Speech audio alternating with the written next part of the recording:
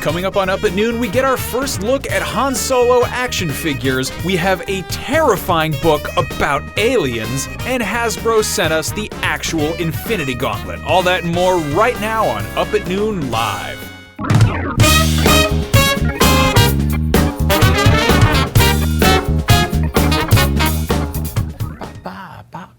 What is that? It's the song. You can't even hear it in here. You're humming along to nothing. He just starts muttering these weird noises right before we go live, and then here we are. It's a great song. You don't like the Up at Noon song? That's not even the theme song. Oh, by the way, we have no idea what that song is. We found out like a stock music thing. I think they played on Sports Center a few weeks ago. Don't tell them that. The secret is out. No, you the and Up at I Noon played theme that. could be your theme as well. We don't own it. Here's what happened. We went to Canada for a weekend. Yeah! 2 toys bailed on us already. We're 10 seconds. We're losing viewers They're by out. the minute. They jumped out. Anyway, hi, welcome to Up at Noon. I'm Brian Altano. This is Max Scoville. That hit song you just heard was recorded by us and a cool didgeridoo band named the Dublins. We went up to Canada. We have a band called the Dublins. Welcome to Up at Noon. Thank you for joining us. We are happy to join once again to celebrate the 1-week anniversary of last Thursday, the last time we did the show. Up at Noon airs the time we broke up with the hit band the Dublins. Okay, the Dublins are on hiatus for the time being. Welcome to Up at Noon. This is IGN's Variety Pop Culture Nonsense Hour that they let us host every week for reasons that still escape my vast imagination. We are on Twitch, IGN, Roku, Apple TV, Xbox One, PS4, Facebook, Grubhub, DibDub, DK64. Who's writing things in here? Donkey Kong 64. That was Barrett. Yeah, that game sucks. Barrett wrote that in there. So this is the show that we do every week, and we talk about things that are in the news. This has been an incredibly slow news week, and then we woke up this morning, and lo and behold, there's a trailer for Ready Player One, a trailer for Incredibles 2, and probably some other exciting news. But I want to give people some sort of pie in the sky look at what the show is going to be like today. We have our toys here. We have some awesome stuff. We have another interview with Brian Flynn from Super 7, which is really cool. We have a very expensive Alien book here. It's $325. Towards the end of this episode, Max and I are going to do something incredibly stupid. We are going to eat the world's hottest chocolate. This is a chocolate bar that has 8 million chili extract You can tell oils. that it's hot because it comes with a bookmark. Yeah. A free one, I think. But yeah, that's going to be a mess. That doesn't look like something spicy. That looks like something they'd sell at like a wizard shop. It does look like It just looked like chocolate frogs from Harry Potter. Yeah. Sure. Anyway, shout out to Birdie Bots for keeping us in things. So yeah, let's get into it. Really quick, we got a trailer this morning for Ready Player One, which is coming out March 29th.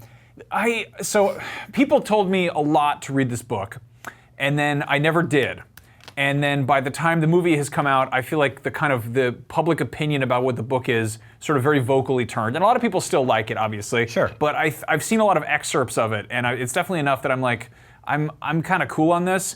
But I'm really kind of curious what the sort of general consensus is on this movie. It's odd because it's Steven Spielberg directing a movie based on a book that's full of references to Steven Spielberg movies. Yeah. Which is kind of weird. The angle they're taking here, it opens up with a slowed down cover of the Willy Wonka song about like, pure imagination. And it's like, welcome to the Oasis. This is where your imagination can do anything.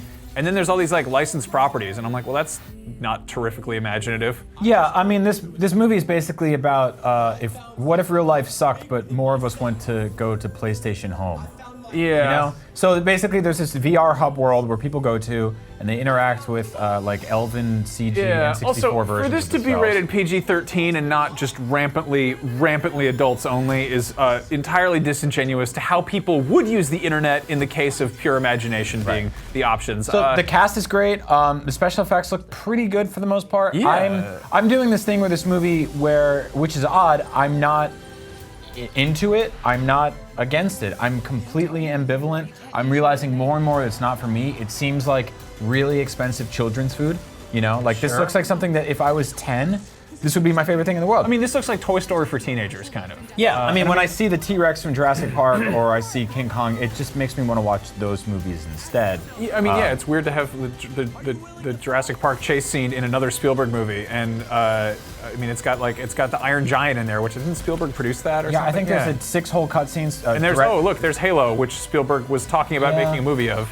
Yeah, I mean, it looks like there's like Final Fantasy spirits within or whatever cutscenes just tucked in here. So you know when on the radio when they're like, you remember that old thing, the radio, when they'll play like a montage of really popular songs, and it'll play like a second of a song. You're like, oh, I wish they'd play that. Then they like go to play a different one. You're like, well, that's not the song. You just played like a trailer for songs. Like, I would be super down if they were like, hey, here's an Overwatch movie, here's a Halo movie, here's a Gundam movie, here's a live-action Iron Giant. Any of these things would be almost kind of more genuine than this. I mean, I realize that this is adapting something that is so much about kind of like touching on pop culture and everything. You ever been to one of those like sketchy Asian buffets outside of like a mini mall, and there's just like 40 different things and none of them are great? But Brian, I was raised in one. Okay, so then you know, right? So you can go and you can get like their weird version of pizza and get like a small bite of it. Yeah. And then there's like a dumpling, and you walk out with this plate that has like 60 different things out of it, and you're like, I'm full. Yeah, no, it's full of traditional Chinese delicacies such as Jell-O and donut, soft serve frozen yogurt, and crab rangoon made with cream cheese. Yep, those are really sad places to tell them it's your birthday, by the way, because they just take something from the back and they put like a cigarette in it and light it and bring it out, and they just play this MIDI song of Happy Birthday. It sounds like it sets your expectations pretty realistically. And I feel like that's my review so far of Ready Player One. It's not really satisfying, but it'll probably fill you up using a bunch of different little bites of things that I don't really know if individually on their own are that delicious. I'm really curious to see how it does in terms of box office. Sure. Because I feel like movies that kind of try to do this sort of thing frequently sort of miss the mark, or they get a lot of buzz online, but somehow that doesn't translate to people actually going to the movie theater. And there's something, I don't know, there's some X factor there that people haven't quite honed in on, and what determines something being adapting and being successful. I'm thinking of like Scott Pilgrim, for instance, which people talk about left and right. That's like a beloved kind of cult classic at this point, but it bombed at the box office. Yeah. And it was weird because the internet was on fire talking about how cool it was going to be and how great it was going to be. And same with the Watchmen movie, because everybody on the internet knows the Watchmen is like the best comic ever written. The movie's going to be huge. And it came out and it was like, it did fine, I guess. That movie did okay, right? I think what bums me out about this is one of the best directors of all time taking on what is effectively big budget sci-fi with massively dystopian undertones, which is taking all my favorite things in the world and bringing them together. It's also taking thousands of other people's favorite things in the world and bringing them together, but in a weird kind of way, in the same way like a shelf full of Funko Pops from different genres and mediums looks like congruent. There's not really anything there that is appealing to me aesthetically. It's sort of like, it bums me out to see Steven Spielberg do big budget sci-fi and then have it based on like pre-existing properties that we have all over our desk. It's weird that we're like, hey, here's a movie that's got the friggin' Gundam in it. It's got the RX-78 Gundam, and you're like, oh wow, Hollywood's fine, and then it's like, well, it's just sort of like a cameo. I mean, it feels like a Family Guy joke where it's like, hey, remember when this thing happened and this thing that you remember, and then it pops up with a short bit, and you're like, oh yeah, I do remember Thundercats. Yeah, if you're in the chat on Twitch or YouTube, you're really excited for Ready Player One. Like again, like I'm not in a place right now where I want to be like, this sucks, I'm pooping on it. I see a lot of that on the internet. I'm also not really like, I can't wait for this. I'm completely sort of like, maybe this isn't for me. But if you're into this and you're excited, or you read the book, or maybe you didn't, you just really like the way this looks, let us know why. Yeah. I'd love to have the conversation with you. It's odd because it's adapting a book that's full of references to other mediums, a lot of which already have movies. So frequently when you see an adaptation of a book, you're like, wow, I wonder what this looks like on the big screen. Whereas Ready Player One is a book full of references to movies that you've already seen. Yeah. And so now you're seeing things from movies on the big screen that you've already seen. Like you already know what the chase from Jurassic Park looks like. You already, I don't know, you know what Indiana Jones is. It's Nate Shelton in the YouTube chat says, it looks like if your desk at IGN fell over and they made a movie with it.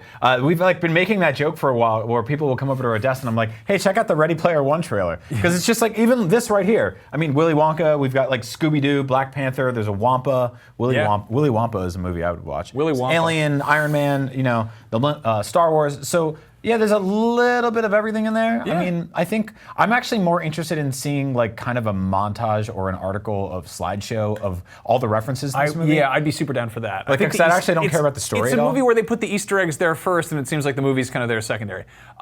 Anyway, for those of you just tuning in, we're talking about Ready Player One, which got a trailer this morning. Also, this is up at noon. Hi, if you're just tuning in. Yeah, James Cornwell says, I feel like these two don't understand what Ready Player One is. They didn't read the book, so they were just guessing pretty much. I mean, we're basing our insight on a movie trailer like the general public will do when they go see a movie. That is effectively the marketing tool for a film as a product. And so, no, I didn't get that month's Loot Crate where the book showed up. But that doesn't mean that I'm not allowed to say, No. what does this look like to me? No, and I mean, you're right. I haven't read Ready Player One, but I have read Willy Wonka and the Chocolate Factory and Snow Crash, and I've gone on Reddit, so... Anyway, moving on. Let's talk about The Incredibles 2. Yeah, we finally got like a proper trailer for this, really showing off what this movie is about. Yep. And if you were expecting another movie where the whole family gets together and does superhero stuff, it seems like that's kind of a departure here, where Mr. Incredible becomes a stay-at-home dad. Like that seems to be like the main thing here. Which, you know, maybe if Ready Player One isn't a thing that hits us as a bunch of 30-year-old dudes, this is more in line with where our kind of perspective is. I'm so ready for this movie. I'm not like jumping out of my seat excited for it, but it's nice. These are characters I'm totally down to see more of. You know? Yeah, I completely agree. It's actually like we've seen now sort of a glut of Pixar sequels in the last few years, and I think some of them have been fantastic. I think Toy Story 3 was really strong. It was really bleak and sad. And then Finding Dory was like something that was like really like entertaining and interesting, but also sort of just passed right through me, right? I don't feel like it had the same magic of the original. Then we've seen some of their original stuff, stuff like The Good Dinosaur, which to me was like a complete miss. A very forgettable film that was gorgeous and boring at the same time, and it just felt like a kind of muted retelling of The Lion King. I think there was some they had some sort of after the fact sort of revisit on what happened there, and there was some odd sort of behind the scenes development hell shuffling around. Because the Pixar movies, they plan these things like decades in advance. Yes. Like they are, I mean, by the time they're working on the next movie, the last one is still rendering. Like they've got like a whole server farm in the basement that's chugging away. The Pixar sequels, it's odd for them to be.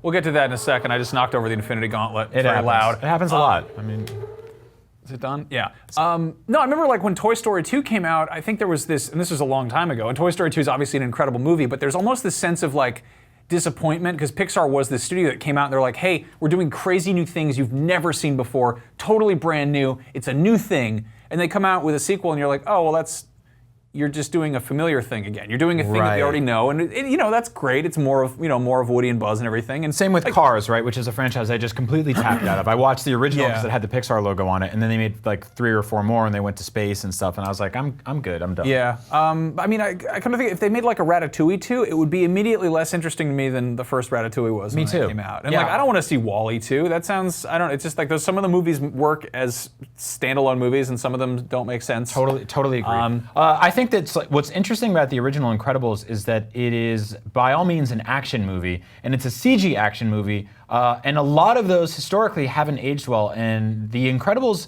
is a movie that like, I know like I'm probably stepping on toes here, but if you go back and watch it like nowadays, it doesn't look sort of as visually as striking as you might remember it. It feels sort of minimalist or almost kind of looking like old video games cutscenes. Whereas Toy Story, I think, is inherently based on kind of like small plastic shapes, so it kind of gets a free pass. I mean, the people in those movies always look weird. Like when the kid comes in the room, you're like, ah, God. I remember when I saw that, I think I thought some of the people, no, Nightmare Before Christmas, for some reason, I saw that when I was in like 2nd grade. Yeah. I thought the humans in that movie were live action, and going back, I'm like, how did I think those clay men were live people? Like, what was wrong with my child brain that I couldn't recognize an actual person in a movie? Yeah. I mean, I'm excited for this movie. I'll probably go see it opening weekend. I really like what they do. It's just, I think that like, I really want to get to a point where they're making a brand new original story every few years, and not just an original story like The Good Dinosaur was an original story, because it was, technically. Yeah, it was just, but sorta, it just wasn't. Yeah. Like that movie had the best looking like Windows 95 wallpapers ever put in the film. Yeah. They were just like, here's the frontier, and you're like, that's great. It's sort of but you funny. could have just used a photo there. I feel like Disney doesn't have the best track record with dinosaurs. Like of all the stuff, like you think like childhood, what do kids like? Oh yeah, like, Coco. Yeah, Coco. I still didn't see Coco. Me neither. That. Yeah. But yeah, like see Coco. See, we're idiots. We're sitting here. Everyone's yelling at us. We're like, I wish they made more original movies like the one last year that we didn't see. There we go. Dumb. No, I mean that's the thing. Is some of the original ones they don't. Maybe it's the fact that I'm not in the wrong age for a Pixar movie. Maybe I'm old. Maybe I need to have a child, and the child will open its eyes and see the film, and then I will appreciate it more. I don't know. Oh yeah, I'm gonna get. I just realized that I'm having a kid this June. He's pregnant. He's I'm got not pregnant with Babby. In a couple of years, I'm gonna get so sick of movies. We're gonna be doing like Peppa Pig trailer rewinds on Oh here. yeah, I can't wait to talk about those filthy little animals in there. So congrats to Brian. Yeah, if that's the thing you like to say to people, yeah, that's fine. Go ahead and say yeah, congrats. I'm gonna have a chat baby, and then we're gonna deal. watch Coco. We're gonna watch The Shining. I got big plans. What the hell is wrong with you? All right, so wow, yeah. So before your child is old enough to watch The Shining. We are just around the corner from getting the Han Solo movie. It's very close, and that means that finally we're getting official reveals of some of the toys. Our first exposure to what was going on in this movie was actually by way of leaked box art for Lego sets, which, of course, being a reputable outlet, we weren't allowed to cover. We can't, anger the folks at Disney and Lucasfilm and Lego by covering things that were leaked illicitly. So here's an official look at what the Millennium Falcon looks like in Lego form. These were released this week. Toy Fair is this weekend, so next week we're going to be freaking out about all the toys that they have at Toy Fair.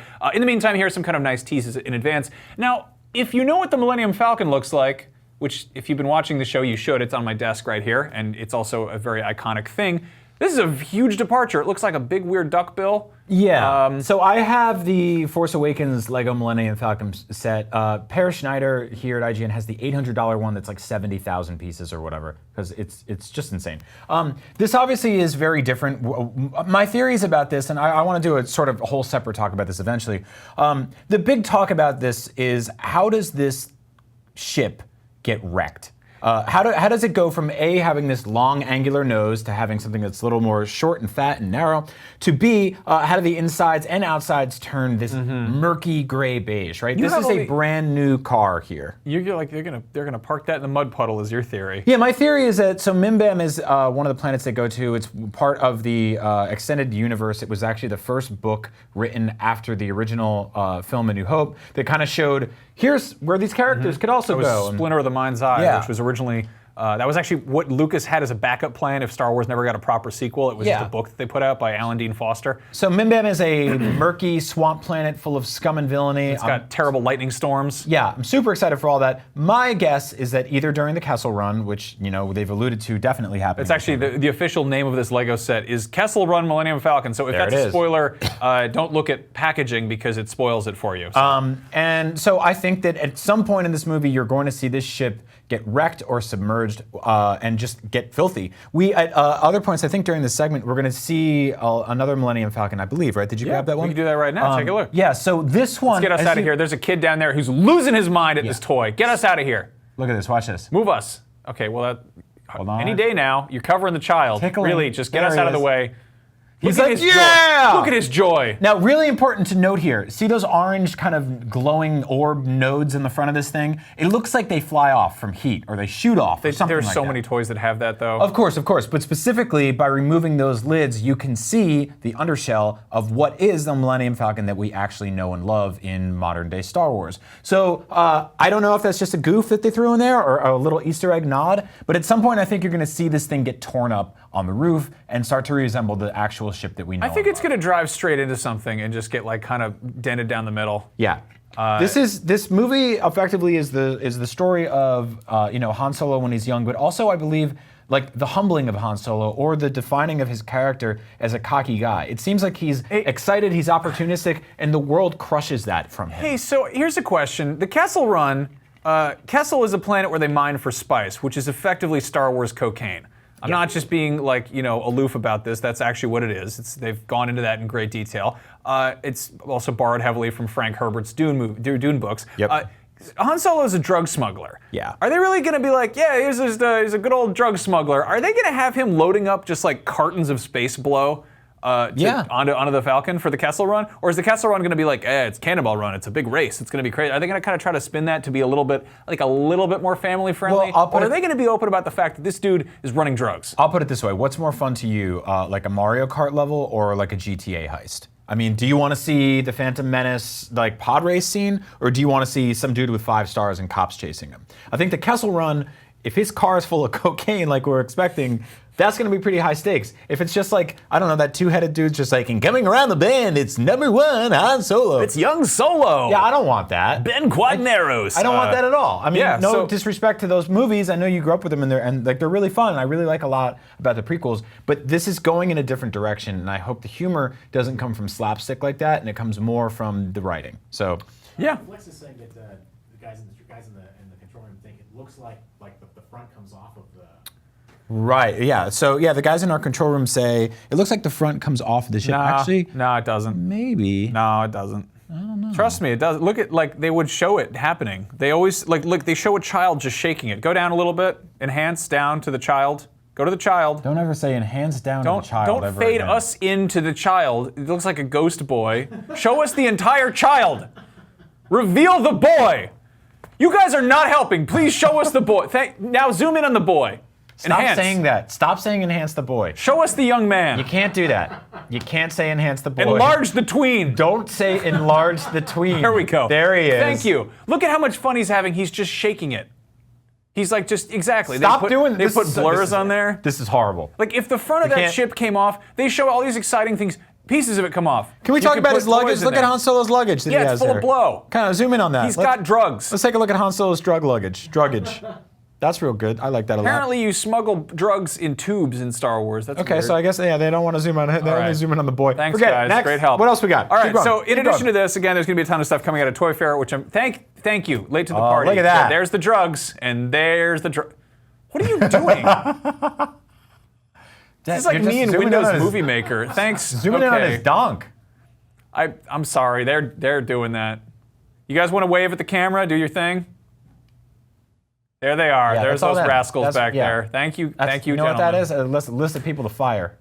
You know how hard you have to be goofing off to make us look like the ones who are being like, come on, get it together, guys. Like, Yeah, he looks like Ace Ventura. Look at our desk, and we have to be like, we got to be the responsible one. This is a serious conversation about whether or not the toy is about drugs. It Anyway, belongs in a museum. Okay, so anyway, shifting gears, they also showed off some of the new Star Wars Black Series action figures, which, they're the standard kind of collector grade. Hasbro figures, 6 inches. You've probably seen them at Target or Walgreens or whatever. And here are our first looks at Han and Lando. Yeah. This Han outfit is really growing on me. I wasn't wild about the brown jacket at first, or like the lighter kind of color, but I'm kind of digging it. It's got this almost like kind of 1950s greaser sort of like Western jacket vibe to it. And then Lando, who has a freaking piano necktie practically, is just perfect. I love his design so much. It is so, I mean, aside from of Donald Glover, who I'm excited to see in this movie, it's just, his costume works, and these figures look great. They look fine.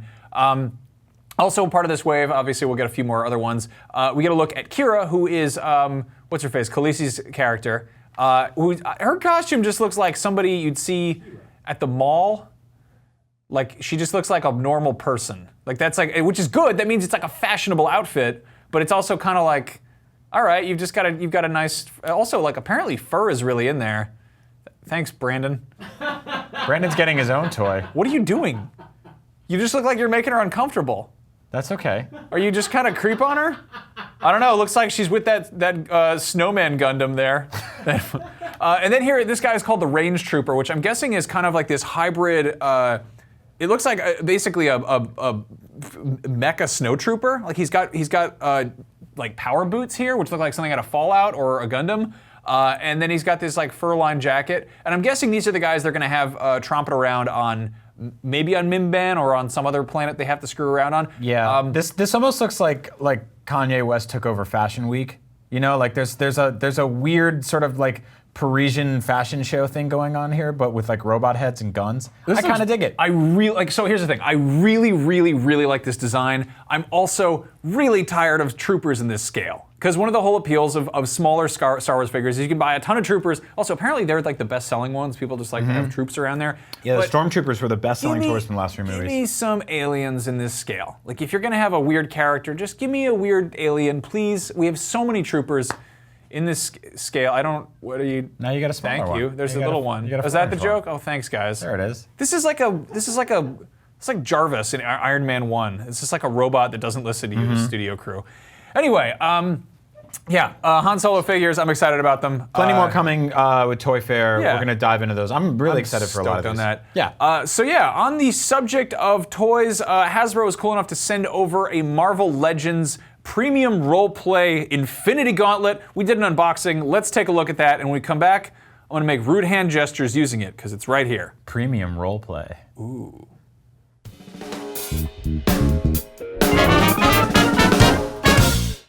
Hi everyone, it's Brian and Max from Up at Noon and IGN, and today we have a very special unboxing. This is the Marvel Legends Avengers Infinity Gauntlet. I've wanted one of these since I was a child. Max, tell me all about this. Yeah, so Hasbro sent this over. This is part of their sort of collector-aimed Marvel Legends roleplay line.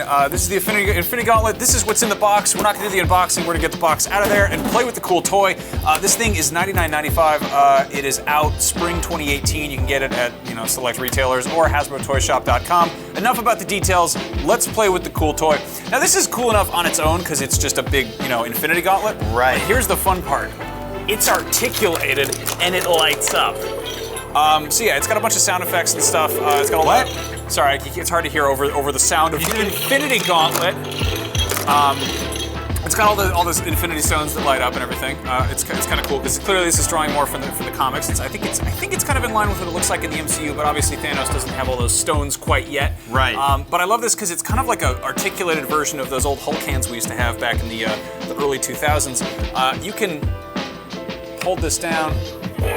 Ooh, it makes the Inception horn. Very scary noises. Now I want to point out that you're what? Still You're going. 7'8". I'm about 8 feet tall. Yeah, and this is huge on This you. is 19.5 inches long. You could actually, if you're cold, you could just put both hands in here. That's true. And just kind of do weird finger stuff. Really unsettling. I love this. So if you really just want to display it, though, it's kind of cool because it rocks a little bit, but it does stand up on its own. How's it look on the side? Yeah, so I think a little bit wobbly there. You gotta get it to sit on the side Yeah, too. just get like a mannequin from the mall to put jewelry on or whatever. Everybody has What's those. really cool though is you can lock this into place. So it'll display in fist mode. Punch people. Yeah, it's pretty cool. I like the idea of somebody trying to cosplay with this, but maybe the rest of them isn't quite as much in shape as good old Thanos is. So, Okay, now Max, Thanos is obviously a very large man, and we'll see him more in the movie, but we've only seen a couple of shots of him just kind of hanging out. One of my favorite things he does in the comics is he kills all the Avengers, or at least tries to, and there's that one awesome shot of him holding Spider-Man in his hand, laying pretty much dead. So I want to see if we can recreate that right here. So here we go. oh, you got him! Yeah, And the there he Wolverine's is. like, I'm not even in this cinematic universe, bub. Oh, so you can hold things pretty well. There I am holding Logan. We have a couple other sort of more kids aimed role play items here. We've got the Jesus. Who can defeat Thanos? Hey, Is it we Black just, Panther or Hulk? I honestly can't even hear you talking over this. Yeah, we just saved you $12. You don't Yeah. have to go see the new Avengers movie now. There it is. Yeah. So anyway, are they done making their noises? This is a very loud video. Really rowdy. Anyway, yeah. Thanks to Hasbro. Are you done yet? Thank you. Yeah. So Hasbro, thank you for sending this over. If you're into this kind of thing, keep an eye out. They've got other stuff out there. I think they also have a Captain America shield and a Mjolnir, and I believe a Black Panther mask that's coming out towards the end of the year. If you want something that's made for grown-ups, I think the Hulk hand just moaned. It sounds like he yawned. It's weird. I don't know why Hulk Fighting would, is I don't know why exhausting. his hand would yawn. But anyway, obviously we're all excited about Infinity War. We've got lots more Marvel stuff right here on IGN, so don't go anywhere. And Toy Fair is this weekend, and I'm sure Hasbro will have more stuff on display.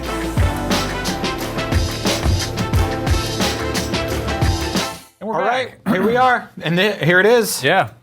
Do you guys have any questions about it? Of stuff we can do with it that we can do on a family-friendly show? I gotta say, I'm legitimately really impressed with it. I'm not like crazy about Thanos or Infinity Gauntlet stuff, but like they sent this over and I was like, okay, whatever. And then I was like, the second I was put it on, the fact that you can like do this. Do you remember those old like amazing. those Terminator claw toys? Yeah, totally. Which were like, they were like a weird generic like just robot claw. Yep.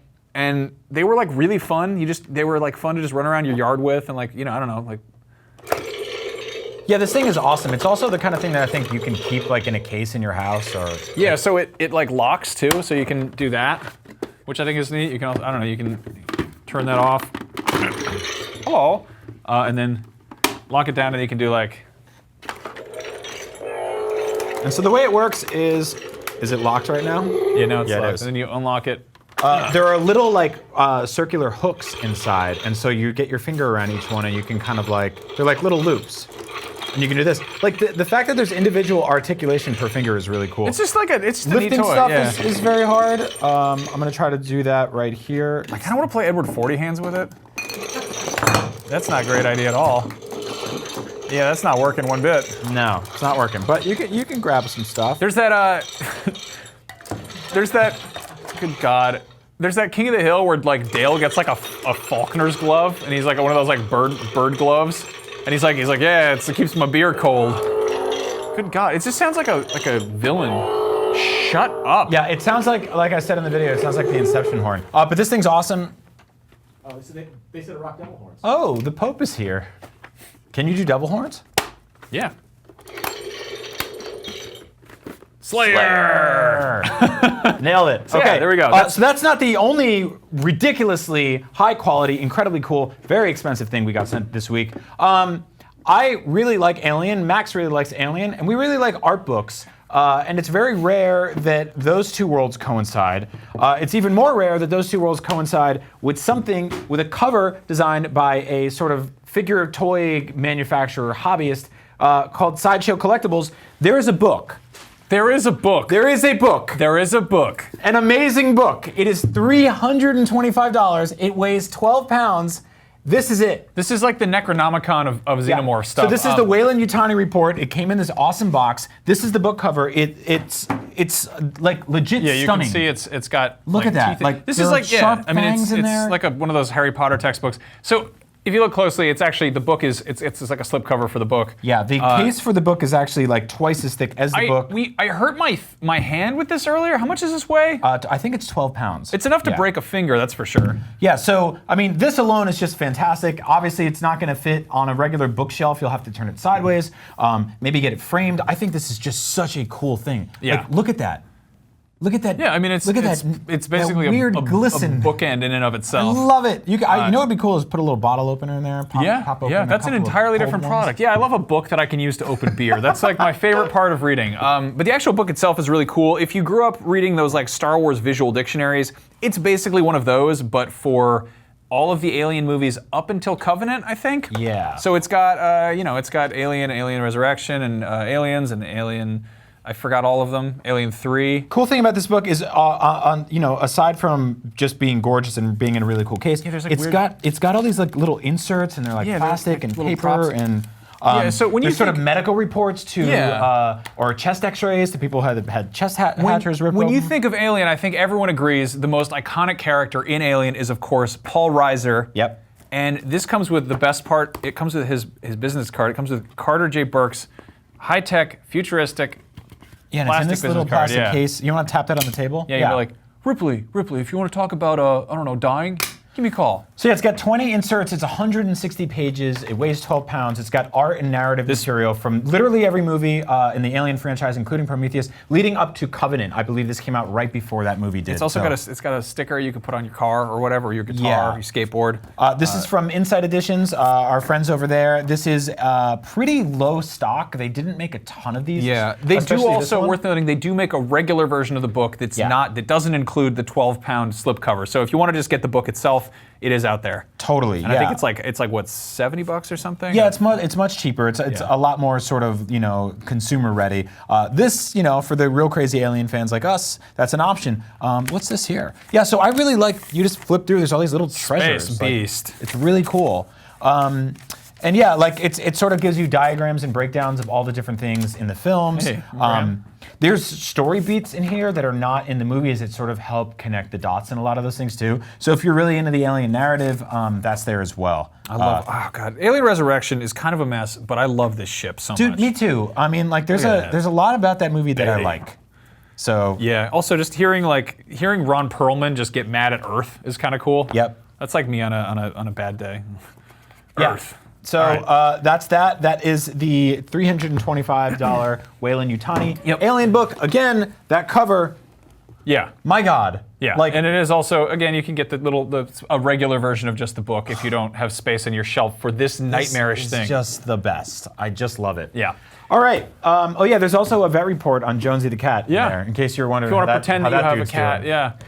So we went down to Super 7, this cool indie toy store in San Francisco a few weeks ago, and over the past couple weeks we've been trickling out little packages we shot there. Last week we talked about how they are kind of single-handedly resurrecting the He-Man toy line, a classic toy line that everyone kind of knows. They're also making their own original toy line. It's called The Worst. They made The Worst toys. Let's hear the story about that.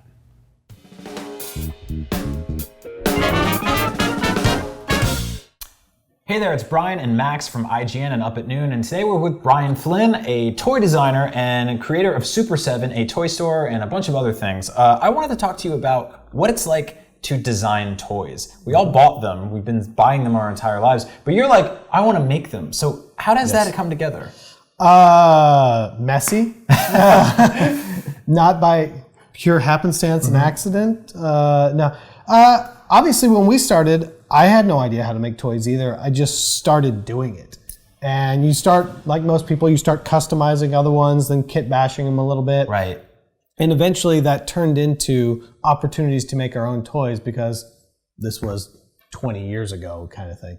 And there weren't a lot of people doing it. But it was a slow process that it took a long time. And you sort of learn by process. There's no real other way to do it. So now these are the worst, and I mean that generously. Yes. That's the actual name of the line. I'm not negging them.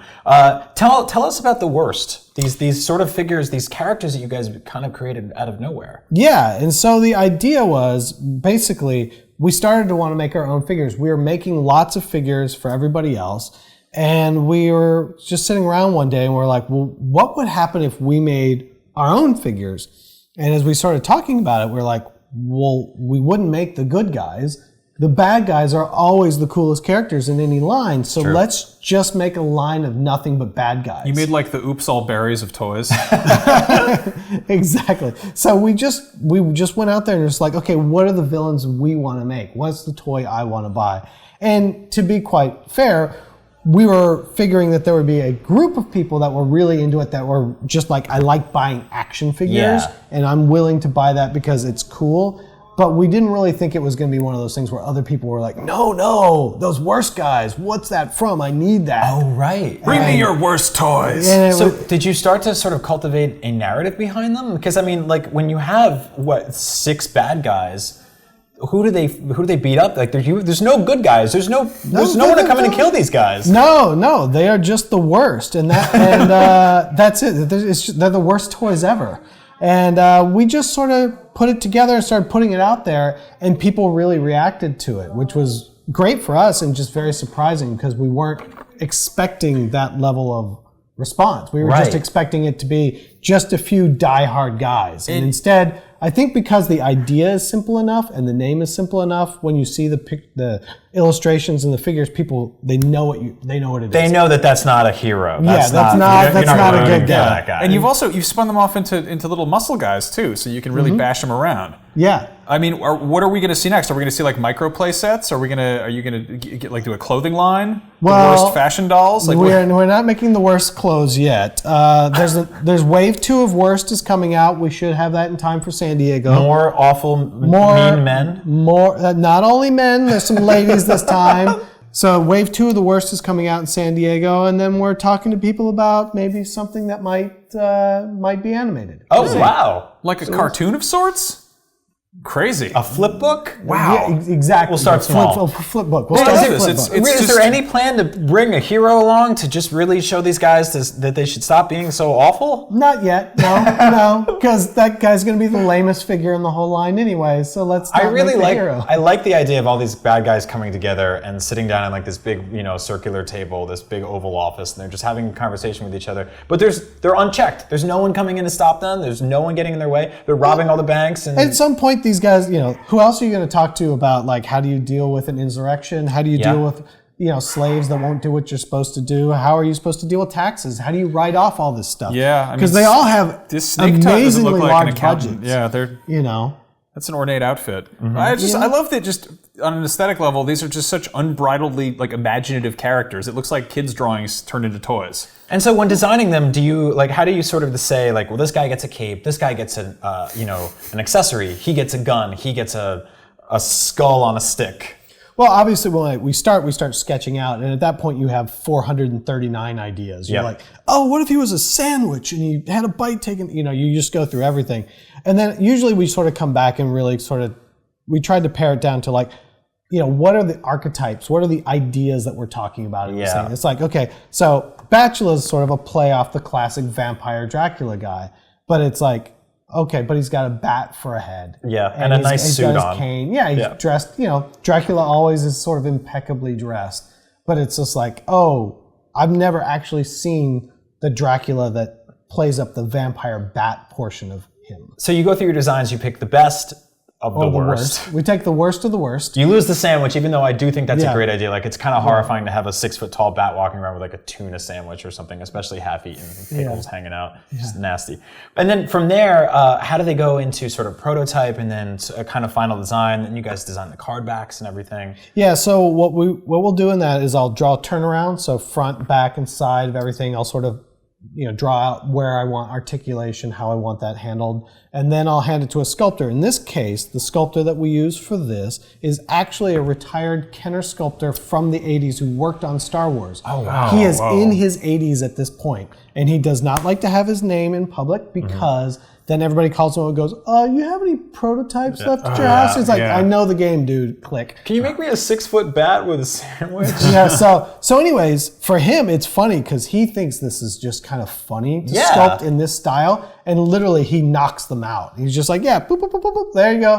Boop, boop, boop, cool. Because it's just like he's been doing it forever. So we have actually original Kenner sculptors that sculpt them, and then we send the actual waxes, because they're sculpted in wax, they're not 3D, and we send the waxes over to China to make the molds, and then we make the toys, card backs. Ed Repka does the background paintings for us, and then we seal them up in the little coffins and send them out there. So it's basically this big sort of like synergy of like cool product design, great paintings, good idea for a sculpt, and just some like kind of weird, gross concepts that make you really happy, even though these men are just awful, and women. Yeah, and women. And just women. the worst women. And X2, the unknown. Yes, exactly. Yeah, I think it's just, it's not really that different than any of these other lines. I think it was just that we decided our ideas are as good or valid as anybody else's, so let's stick it out there and see if people will care. Awesome. Well, Brian, thank you so much for making toys. Yeah. Brian, where can people get the worst toys? You can get them at super7store.com and super7.com in about 2 months. And you can stop by the store at 16th Street in San Francisco or in San Diego. Come buy the worst toys at the best toy store. It's true. You'll have the worst time. Exactly. Thanks for watching.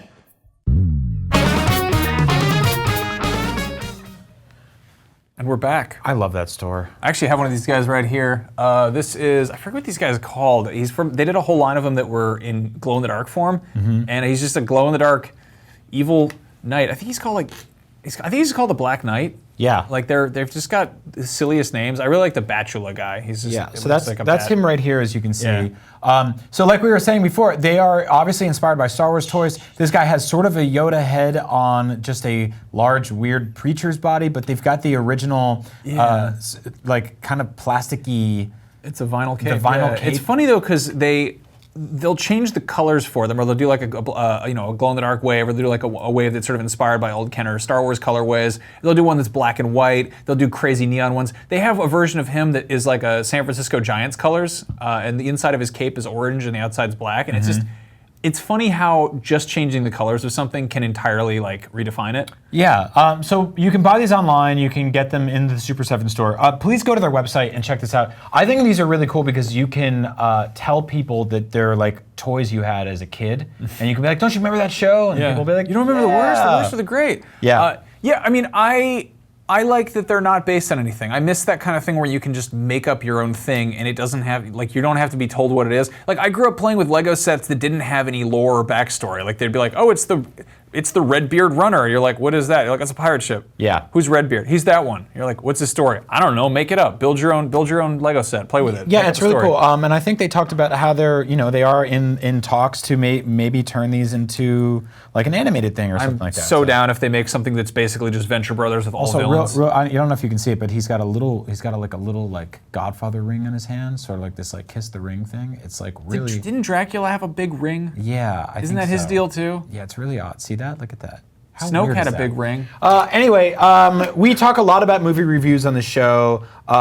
We don't get to talk about comedies as much. Now, No. those two worlds rarely intersect in a very good way. Max and I saw a movie the other night called Game Night, which we want to talk about soon. Comes out in a couple weeks. We got to see an advanced screening. Really, really liked it. I think the Rotten Tomatoes for that movie is going to be pretty high. I think people will connect with it. Yeah, it felt very much like seeing the first Hangover movie. Yeah. It's kind of like it sort of just came out of left field, surprised you. It's actually, I think it's written and directed by the team that's doing Flashpoint. Yeah. The new Flash movie, which gives me a lot of hope for that. Yeah, I didn't care about that character at all. So now Rotten Tomatoes is obviously, not one person, it's an aggregate review site. Now Rotten Tomatoes is also not very old.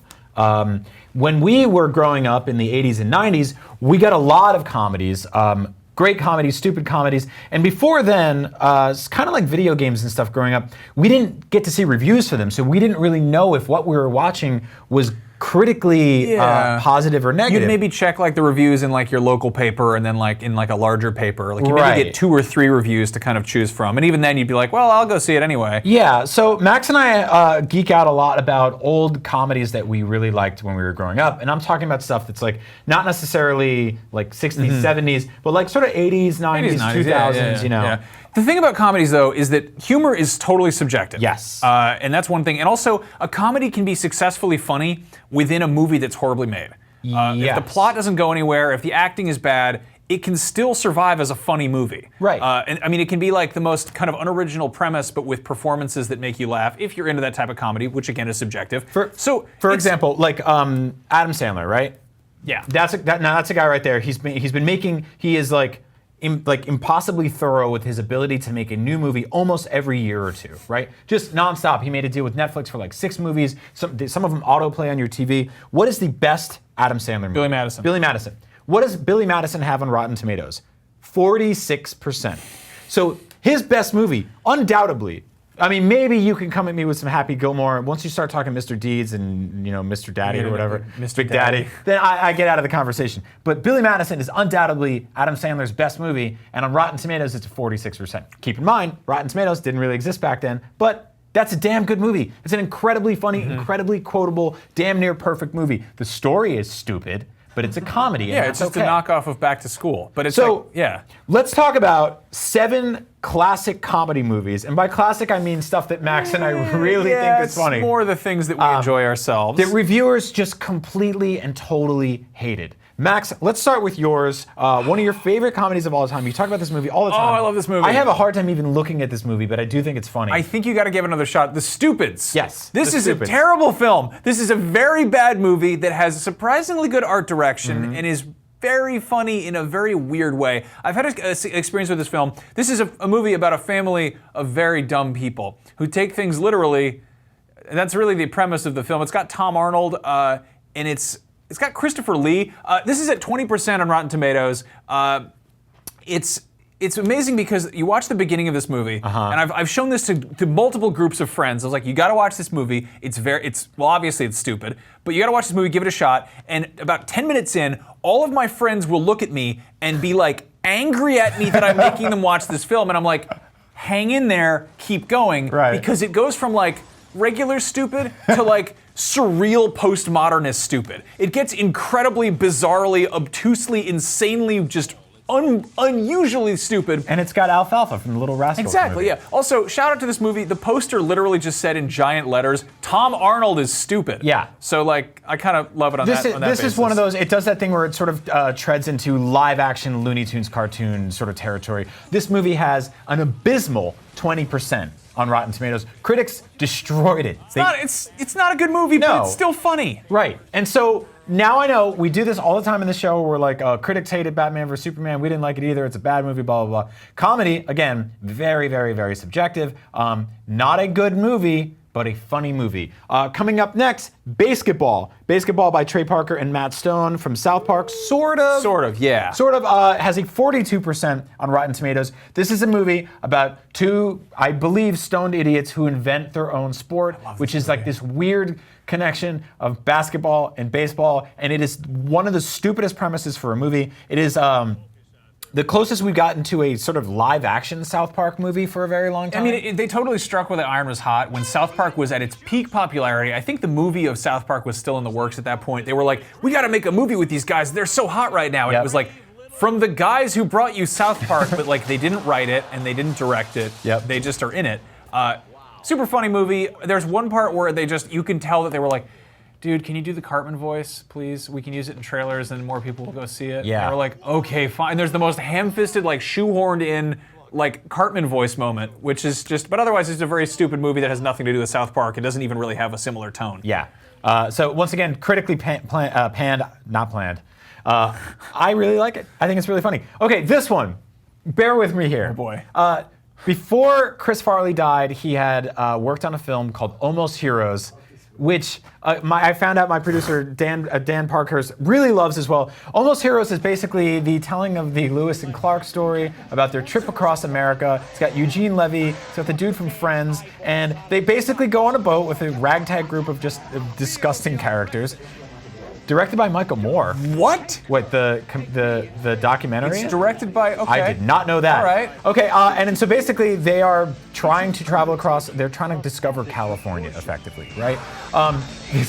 This is a very, very, very bad movie premise-wise. It has an 8% on Rotten Tomatoes. It is in my family, like me and my brothers, my parents, like this was one of our favorite movies of all time. My mom particularly loved this movie, and she passed away, but she has no taste for great comedies like this. This is like unbelievably dumb movie. I cannot explain enough how stupid this movie is. It literally has no plot. There's a part in the movie where they all go see prostitutes, and the prostitutes are women made of straw. It's awful. It's so much fun, and it's so great. 8% is by far the worst movie on this list, but I think the funniest. All right, so next up, here's a movie that came out just after Superbad. Superbad is a good movie. It is a good movie, and it is a good comedy, and it succeeds at the stuff that it sets out to do, and it holds up to this day. Sex Drive is not any of those things. No. But it's still really fun, especially the uncut version they put out on DVD, which does something that I don't think any other movie has done. This is stupid. It's like a coming-of-age sex movie about a kid who's trying to go lose his virginity in another state or whatever, meets a girl on MySpace of all places, and it's very, very much a victim of its time. That's James Marston, Cyclops, and he's like the most offensive, homophobic, bully older brother, and he's brilliant and hilarious. The uncut version, if you watch it, the directors come out and they're like, hi, we're the directors and the writers of Sex Drive.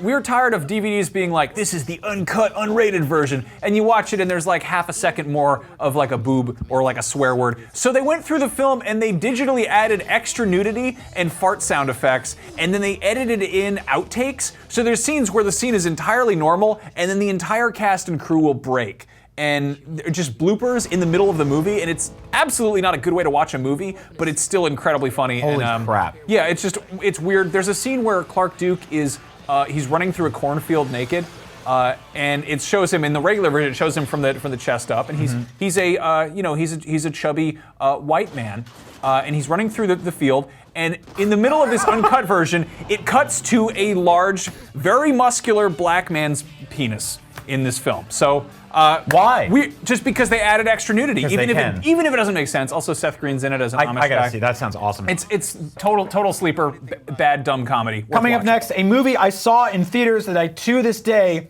will fight. That is one of the top 5 funniest movies of all time. Dirty Work. Dirty Work stars Norm Macdonald and Artie Lang. Dirty Work is the movie that Artie Lang said, if you see him and you have a copy of it on you, he will give you back the money that you spent on it. That's how embarrassed they are to work on this movie. It's about 2 down-and-out friends who basically get dumped, and to raise enough money to pay Chevy Chase, who is a bookie/doctor working on one of the characters' fathers, or both of their fathers, they create a revenge business. So people come to them and they use their tricks and tactics to get revenge on people. This doesn't go well. It's pretty much awful. It's got Shooter McGavin playing Shooter McGavin in it, the exact same character role. Another movie with prostitutes. These ones are not made of straw. Boy. It is horrible. The plot is terrible. love and it this is part. one of my favorite movies of all time. It's incredibly funny. 17% on Rotten Tomatoes. Critics despise it. That scene is so good. Next, Tommy Boy, another body cop film. Two friends after the loss of a father Yes. That's one of those ones where critics are just wrong. Like Yeah, straight up, straight up that's wrong. just Yeah, wrong. that is a great movie. History is on this movie's side. That is a wonderful movie. Yeah, David Spade and Chris Farley get together on a road trip to sell auto parts all over the country. Terrible pitch for a movie. That doesn't sound great, right? But it's one of those great road trip movies, and it's the kind of thing where I can't be in a car for a long time without thinking of this movie or quoting lines from this movie, singing songs from this movie. The star of this movie is the car, who gets destroyed, the doors get ripped off, a deer gets shoved in the back seat. Somebody lodges WD-40 in the front of it. That's one of those claws. Yeah, this is a fantastic movie. Yeah. And finally, Hot Rod. Oh boy. You knew it was coming. Hot Rod is such a wonderfully brilliant, underrated movie. This movie came out, and I think everyone was expecting it to be like one of those SNL digital shorts that we'd seen, because it was the same guys working on it, The Lonely Island. This movie, I adore this. I've seen this backwards and forwards. The thing I really love about it is that it commits to having a cinematic style. Like it is shot like a good movie, and it's a stupid comedy about a dude who wants to do like a big dirt bike jump. He just wants to do stunts to fight his stepfather. There's a scene in this movie where Andy Samberg tumbles down a mountain on a dirt bike that lasts about 17 minutes longer than it needs to, and it's perfect. He just rolls and rolls and rolls. I don't know how they made it. They were like, we got to do a stunt that lasts this long. Yeah. And they're like, show the entire thing. Also, I don't know how much this movie was improvised, but like, it's this perfect storm of like Danny McBride and Andy Samberg and Bill Hader, and they're all just like bouncing off each other, and it's incredible. Also, I'm fully aware that Chris Farley was in 3 movies on this list. I don't care. Chris Farley rules. Critics didn't like Chris Farley, but He almost played Shrek. So those are 7 great comedies that critics hated that we will never stop yelling about. Now, we are short on time, but we promised you chocolate. But we also want to talk about the Willy Wonka reboot. I think we should do the chocolate. So I think we got to do it at the same time. Uh-oh. Are we doing it? Okay. So, for those of you just tuning in, we have got the world's hottest chocolate bar. This was sent to us from our good friend John Carl. These are from VAT19. It's a website full of all sorts of novelty, just nightmare items. They say serving size 1 piece, but then they also say on the warning label, this 12-piece chocolate bar is extremely spicy, not to be consumed by those sensitive to spicy foods or anyone with existing heart or respiratory conditions. Right. Now, I want to point out that the boys in the control room in the back, they've been trolling us the entire episode. They've been really mean to us. So I actually left 2 bars back there for them to eat as well. So everyone is getting punished. They're getting ready. Okay, are we doing this? Yeah. All right, are we going to just want to split let's this split one? in half. Okay, don't touch your eyes. So anyway, while we're doing this, we are going to talk about the Willy Wonka reboot that's apparently in the works. Should we do 1 piece to start out with? Let's do 2. 2 pieces? Yeah, okay. 2. You ready? All right, we're doing this. Okay. So anyway, Warner Brothers is in talks. Please move the prompter a tiny bit. Holy shit, right out the gate, that is a very spicy candy. Oh, God. Warner Brothers is in talks with Paul King, who directed Paddington 1 and 2. Oh, great movies about a bear. He's gonna work on Willy Wonka. I really love Willy. Sorry. I love Willy Wonka. The original came out 1971. I got the hiccups. Oh, me too. And then they made a Damn it. I can do the heat, I just get the hiccups. They made a reboot of the movie. Oh my God. It's so spicy. Sorry, I also have the giggles. Simon Rich is writing the script. He did SNL and Inside Out. Move the prompter. You're okay. You got the hiccups still? Oh God. Man-seeking woman, apparently. So the thing about Paddington is it takes this like very, you okay over there? Oh. I still just kind of have the hiccups. You just gotta breathe. It's gonna be okay. You're cool. Oh. Are you gonna throw up? Oh, the hiccups are real bad. Okay, so I'm sweating on my lips. And so Willy How's the control room doing back there? Yeah? Yeah, we got to wrap things up. We got 2 minutes. Anyway, Paddington is like a very charming, kind of very simple source material. You know, it's like an old British children's book. Same with Roald Dahl books. I'm really excited about somebody who's good at kind of like honing in on that very pure and simple kind of children's source material and making a movie that's like, you know, modern and relatable, but doesn't kind of like screw up the message. These are very spicy candies. Again, huge thank you, and also a big F you to our friend John Carl. Folks at VAT19 for sending this to us. This is the world's hottest chocolate bar. We each had half a piece. If you'd like to try your own, well, you got things wrong with your head. We're gonna go drink some milk. Up at noon, we'll be back. Skip the dice. We'll be back. We'll be back next week, same time, same place. Thank you very much for joining us. This is incredibly spicy. Keep going. Also, real quick, this is going to be a very successful thing. DICE is a big, huge sort of a summit that they have for I think it's Digital Interactive Creators event or something. It's a summit. They get a bunch of video games and stuff, and there's an award ceremony. IGN has partnered with them. There's going to be a Quake Live tournament February 21st, 2018, starting at 9:45 a.m. Pacific time, ending at 10 p.m. That's a lot of Quake. And then the DICE Awards are going to be February 22nd. Starting at 8 p.m. Pacific and ending at 9:30. That's ign.com/events/dice. We'll have more information of that on our site. Not a great time to promote events when we're just ate the candy that hurts our mouths. That's legitimately painful. It actually hurts. Thanks for watching Up and Noob. We're making a new Willy Wonka. What was that voice? Don't drink water. That's actually not good for it. Have a nice banana or a slice of bread. Up at noon. Thank you for watching. That's the end of the show. Good Lord. Have